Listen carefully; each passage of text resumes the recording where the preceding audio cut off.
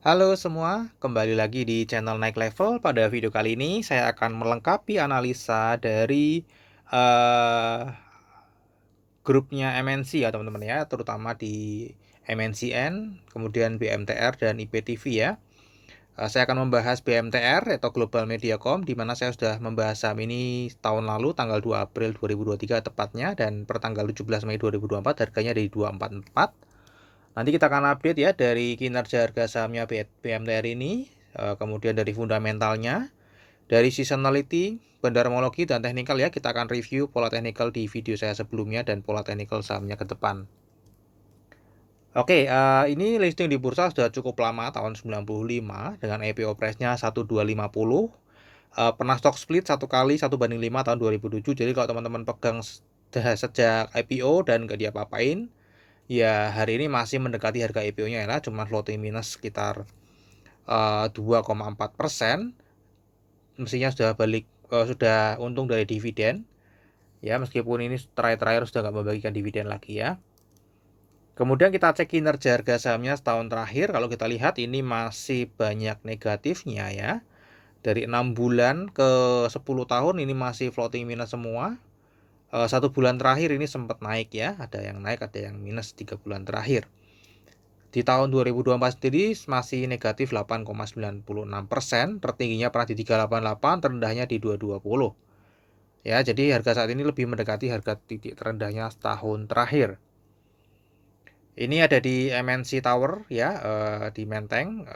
Websitenya kalau teman-teman pengen tahu lebih detail, ya dia bidang usahanya investment company ya. Ini induk dari MNCN dan IPTV yang seperti sudah dibahas sebelumnya. Ya, industrinya adalah di media. Nah, ini strukturnya lebih detail ya teman-teman ya. Global Mediacom atau BMTR ini dia memiliki MNCN ya, di mana MNCN ini juga ada MNC Digital, sudah dibahas di video sebelumnya. Juga punya IPTV ya, MNC Vision Networks ya, ini juga sudah saya bahas di video yang sebelumnya. Jadi anak usahanya dua sudah saya bahas, kemudian hari ini saya membahas induknya, di mana induknya ini juga salah satu dipegang oleh Pak Loh Keng Hong ya. Ini sudah saya sebutkan di video sebelumnya ya. Dia ada FTA, MNCN ini ada FTA. Kemudian ada MNC Digital. MNC Digital ini ada konten, talent, e-news, kemudian ada super apps.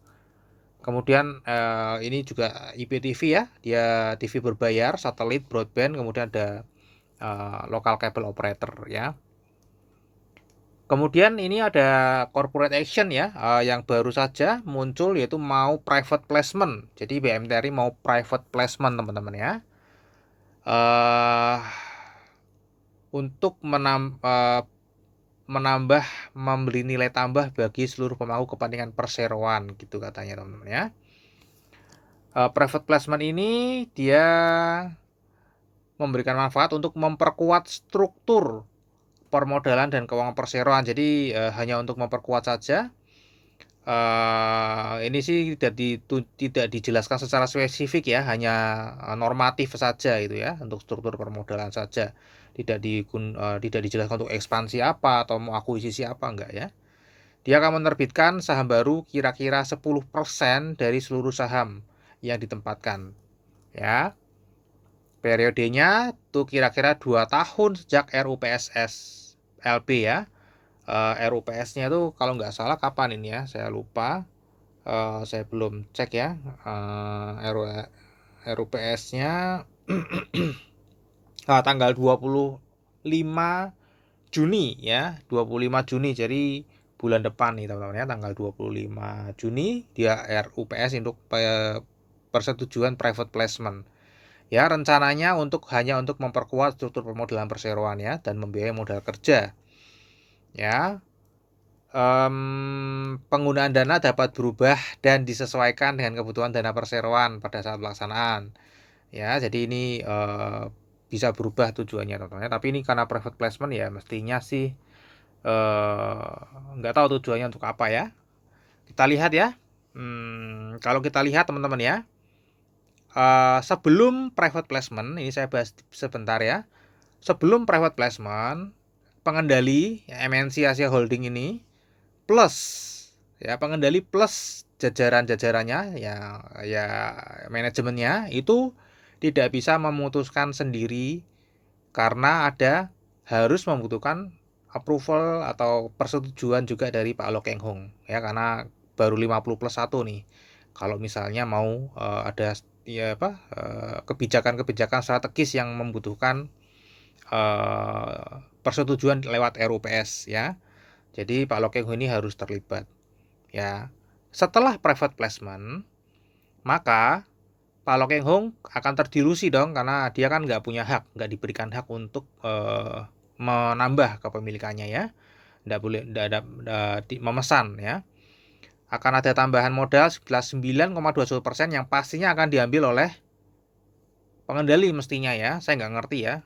Harusnya sih pengendali ya, kalau nggak mungkin ada orang lain yang satu pengendali ya. Ini kalau ditambah 41,5 karena ini kan terdilusi semua, plus 9 maka akan menjadi 50+1 lagi, 50% lagi. Jadi MNC Asia Holding ini bisa memutuskan di luar Pak Lo Keng Hong ya. Saya nggak ngerti apakah tujuannya ini ya, karena dulu kan MNC Asia Holding ini 50% lebih kemudian diserahkan atau ditawarkan ke Pak Lo Keng Hong, kemudian tiba-tiba dia private placement dengan alasan untuk penguatan struktur permodalan ya.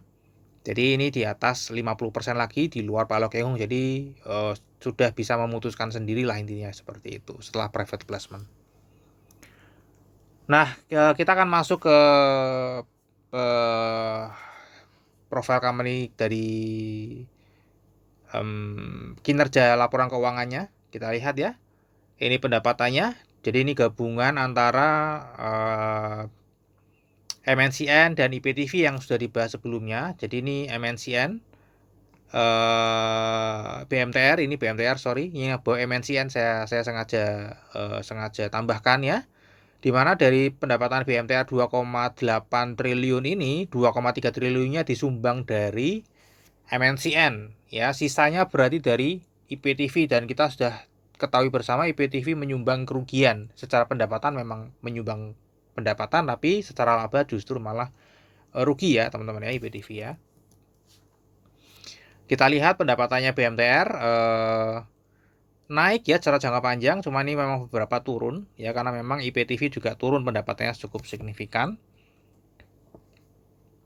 Namun bedanya di annualize-nya ini naik teman-teman ya, karena memang kebantu dari MNCN. Struktur pendapatannya juga justru laba kotornya ini malah justru naik ya ke 54%, laba bersihnya pun ini meningkat cukup signifikan ya. Ini tertinggi selama 10 tahun terakhir, di mana mencapai kepala 2 itu 20,4%. Kita lihat di secara nominalnya pendapatannya turun 9,4% ya. Beban pokok penjualannya turunnya lebih dalam, jadi ini bagus ya. Beban usahanya turunnya juga nggak terlalu signifikan ya, turun nih, beban usahanya turun ya. Kemudian kita cek laba bersihnya turunnya hanya 5,2% ya. Kemudian kita cek secara valuasi, ini sekarang ada di PBV 0,28, jadi pastinya murah kalau secara PBV ya, karena kita mestinya lebih diuntungkan dari ekuitas perusahaan ya, dimana ekuitas perusahaan kan milik pengendali. Kita bayarnya cuma 0,28 atau 28% dari total ekuitas. Rata-ratanya di 0,57. Kemudian kita cek secara pernya, ini juga murah sekali, hanya 3 saja teman-teman ya. Kemudian kita cek dari earning yield-nya, ini juga terbilang murah ya BMTR ini, dimana earning yield-nya ada di 29,29% ya. Rata-ratanya di 18,3%. Jadi rata-ratanya memang di perdagangan di harga yang murah, namun harga saat ini lebih murah teman-teman ya. Kita lihat harga wajarnya ada di berapa, itu ada di 535 sampai 802, atau harga saat ini 244 ini terdiskon 54 sampai 70% ya, jadi cukup lumayan diskonnya dari harga wajarnya. Nah, untuk dividen ini sebenarnya dulu sempat membagikan dividen, namun berhenti sejak 2018 ya, jadi nggak rutin. Kalau kita lihat juga dividennya nggak terlalu besar. Secara yield yang rata-rata 1%, 0 sampai 1% ya, ini pernah di atas 1% beberapa kali. Dan untuk di eh tahun 2024 ini sih semestinya nggak membagikan dividen lagi ya. Tapi saya nggak ngerti kalau misalnya ada private placement setelah itu membagikan dividen ya, sehingga mendapat lebih besar kan. Saya juga nggak ngerti ya. Secara cash mestinya dia mampu ya, memiliki kemampuan untuk membagikan dividen, tapi nggak dibagikan. Ya, saya nggak ngerti, ini sulit ditebak, tapi mestinya sih nggak ya. Secara historical ini tidak membagikan dividen, tapi nggak tahu setelah private placement ternyata membagikan dividen kan nggak ada yang tahu ya. Jadi dia nambah sahamnya dulu, baru dividennya dibagikan. Kemudian secara kesehatan finansialnya sebenarnya juga oke sih ya. Quick ratio-nya tinggi, CAR ratio-nya tinggi, TER-nya juga rendah. Ya, jadi ditambah nanti ada private placement jadi lebih oke lagi ya. Jadi untuk memperkuat struktur pemodalan yang sebenarnya juga menurut saya sudah kuat sih ini. Nah, untuk seasonality sendiri kita lihat untuk di atas 60% ini sebenarnya ada di bulan Februari ya, Februari dan April ya, tapi di tahun ini ternyata Februari dan April malah negatif. Ya, yang ini merah dikarenakan malah positif ya. Mei juga positif biasanya 50%. Ya, jadi cuma itu aja ya di Februari dan April ini sudah lewat di tahun 2024 dan masih ternyata malah negatif itu teman-teman ya. Nah, kita cek dari bandar tadi sudah disebutkan ya di awal, ini pemiliknya MSCI Asia Holding 45%, Pak Lo Keng Hung ada 6,53%, di mana akan terdilusi ya. Peran investor asing, nah ini cukup menarik ya. Peran investor asing di saham BMTR ini tahun 2024 tiba-tiba tinggi sejak Oktober sih. Sejak bulan Oktober dia partisipasinya 50% ya. Bahkan sampai sekarang Mei ini sangat tinggi 73,67%. Nah, apakah karena akan ada private placement ini ya, saya nggak ngerti apakah akan terjadi sesuatu di saham BMTR ini setelah private placement nanti. Di bulan Mei ini investor asing justru malah membeli terus ya, dan 2 hari terakhir belinya cukup lumayan banyak ya. Kepemilikan retail di saham ini masih bertambah ya, jumlah lembar juga bertambah, rata-ratanya juga bertambah ya. Jadi yang masuk ini lebih besar daripada average yang di dalam. Meskipun kita lihat dari Maret ke April jumlah orangnya turun, tapi jumlah lembar sahamnya malah naik ya. Jadi sebenarnya yang exit itu yang kecil-kecil, yang masuk justru lebih besar karena lebih banyak yang masuk ya, jumlah sahamnya bertambah padahal ininya minus. Kita cek ya perpindahan struktur sahamnya setahun terakhir, ini setahun terakhir turun ya. Nah, kita lihat ya, menarik di sini 2024 tadi kita lihat investor asing membeli bukan. Menjual bulan Mei ya, membeli ya. Cukup signifikan 75 juta. Nah, di Mei ini ya harganya sempat naik kemudian turun lagi ya. Dan kita lihat di sini setahun terakhir adalah big distribution di Bandar Detektor. Di sini juga turun, di sini juga ya distribusi kelihatan ya. Ini dominan menjual, kemudian ini XC dan XL juga ada di posisi sebelah kiri. Kemudian kita cek secara detailnya, kalau kita lihat di perpindahan struktur saham dari April ke April ini, investor retail lokal masih belinya cukup banyak ya, dimana ini mestinya juga Pak Lo Keng Hung, karena kalau Pak Lo Keng Hung yang beli itu pasti akan tercatat di insider ya, tapi tidak ada, berarti mestinya ini di luar Pak Lo Keng Hung ya. Kita lihat siapa yang jual, reksadana asing, tapi ini stoknya tinggal 147 juta lembar saham ya. Foreign SC juga stoknya setahun terakhir berkurangnya cukup banyak ya. Ini sisa 0,95%. Jadi mau ngabisin barangnya, yang beli foreign CP, lokal CP, insurance juga buang barang, reksadana lokal buang barang, sekuritas juga buang barang, ya, yang nampung lokal CP dan lokal ID. Ya, ada foreign CP juga. Kita lihat di Maret ke Aprilnya, lokal ID juga masih membeli, lokal CP masih membeli. Dua orang ini, dua entitas ini saling mengumpulkan, ya. Yang masih rutin jual ya ini asing, teman-teman ya, investor asing. Kita lihat ya masih lumayan banyak nih ya, masih lumayan banyak. Kalau kita lihat sebulan terakhir buangnya cuma 1 juta, ya. Ini yang besar malah foreign IB itu ikut-ikutan buang besar. Ya, jadi yang nampung lokal ID, tapi ini sudah kecil ya, lokal CP ini nggak tahu siapa ini ya, siapa yang membeli kita nggak kelihatan. Tapi yang jelas sih bukan pengendali ya, bukan MSCI Asia Holding ya teman-teman ya. Nah, kalau teman-teman pengen bisa mendapatkan data seperti ini, ya, perpindahan struktur saham di mana kita bisa tahu apakah investor retail lain sedang membeli atau menjual, uang besar lainnya reksadana sedang membeli atau menjual, teman-teman bisa cek di link deskripsi ya, di deskripsi video ini. Saya ada video untuk menawarkan data ini. Nah, kita lihat ya di sini teman-teman ya, per Juli ternyata MNC Asia Holding ini membeli, tapi ini Juli 2023 ya, bukan 2024 ya. 2024 belum ya. 2023 di mana harganya sempat naik cukup tinggi. Ini Pak Lok Eng Hong kan di video saya sebelumnya juga sudah pernah saya bahas ya, waktu itu ada akumulasi dari Pak Lok Eng Hong sehingga saya memprediksi harganya naik, kita akan bahas nanti. Ya, ada MNC Asia Holding yang ini nanti juga kita akan bahas di technical ya. Nah, untuk monthly date-nya sendiri di Mei ini terlihat sedang ada nggak kemana-mana sih, di sini netral, di sini ya normal accumulation, di sini akumulasi ya. Jadi ini mungkin sedang akumulasi teman-teman. Ini broker exchange juga dari posisi sebelah kanan. Ya, jadi ini sedang ada akumulasi meskipun ini baru sampai tanggal 18 aja ya. Jadi ini belum close. Tadi kita lihat juga investor asing memborong sahamnya banyak di bulan Mei ini ya teman-teman ya.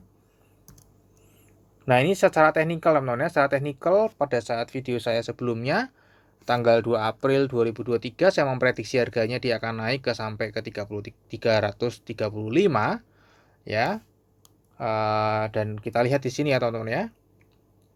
Dia ranging, tapi ini saya salah prediksi ya, karena tidak sempat turun ke 268, karena waktu itu saya prediksinya kan dia akan naik ke 292, turun lagi ke 268 baru naik ya. Nah, ini dia langsung naik teman-teman ya. Dia mantulnya di sini dia naik ke 335. Kemudian dia turun dan ini malah ngeblas ya tadi ya. Ini ada hubungannya tadi di bulan Juli ya. Kan saya sudah bilang tadi di bulan Juli ada MNC Asia Holding yang membeli cukup banyak ya di sini, jadi menaikkan harganya ya sampai ke sini ya. Mestinya kalau MNC Asia Holding nggak membeli mungkin sudah turun di sini ya. Ini kan membeli naik dulu baru turun di sini teman-teman ya. Ya, ini MNC Asia Holding. Nah, kemudian gimana nih analisa teknikal ke depannya ya? Kalau kita lihat secara jangka panjang memang lagi distribusi ya. Tapi di bulan Mei ini investor asing sudah mulai membeli kembali. Ini sebenarnya downtrend. Kemudian ini sedang ranging aja nih ya. Dia mulai ranging, sudah berhenti downtrendnya. Dia sudah mulai ranging, harganya sudah mulai masuk ke EMA di atas EMA 50. Nah, tinggal akan breakout ke EMA 200 atau enggak ya. Tapi dari perpindahan struktur sahamnya mestinya harganya masih turun lagi ya mestinya ya. Cuman karena akan ada corporate action jadi ini sulit ditebak juga teman-teman ya. Kalau nggak ada corporate action, mestinya harganya masih akan turun terus. Tapi seturun-turunnya BMTR,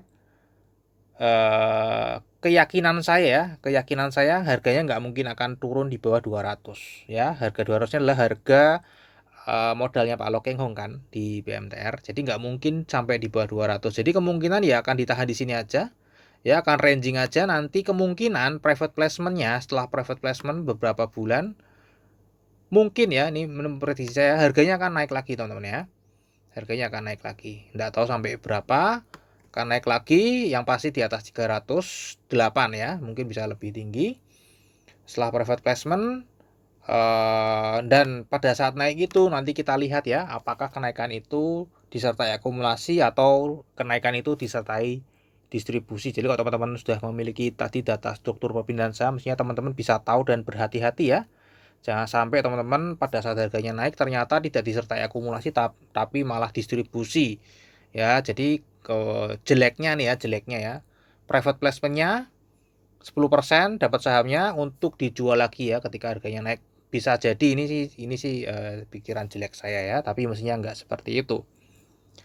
Oke, kemudian terakhir kita akan masuk ke summary-nya. Kinerja jangka panjangnya naik, kinerja jangka pendek masih turun, valuasi murah, tidak rutin bagi dividen ya, dengan forecastnya mungkin 0. Saya nggak ngerti ya, bisa jadi membagikan dividen karena ada corporate action ya. Kemudian berpotensi naik di atas 60% ada di bulan Februari dan April, tapi ini sudah lewat dan ternyata negatif semua. Secara bandarmologi tadi setahun terakhir sedang distribusi dan 1 sampai 17 Mei ini sedang ada akumulasi meskipun belum close ya. Bisa jadi nanti setelah tanggal ini malah distribusi lanjut lagi, nggak tahu. Ya, technical tadi sedang ranging di 220 sampai 252. Dan terakhir namanya disclaimer, jadi analisa yang saya buatkan di YouTube ini adalah analisa saya pribadi yang tentu saja juga bisa salah. Ini bukan ajakan jual atau beli saham BMTR ya. Silakan teman-teman tetap wajib melakukan analisa sendiri. Jadikan video saya ini hanya sebagai pelengkap informasi saja ya. Oke, sampai di sini dulu aja analisa saham BMTR ya. Semoga bisa bermanfaat. Kita akan ketemu lagi di video yang berikutnya.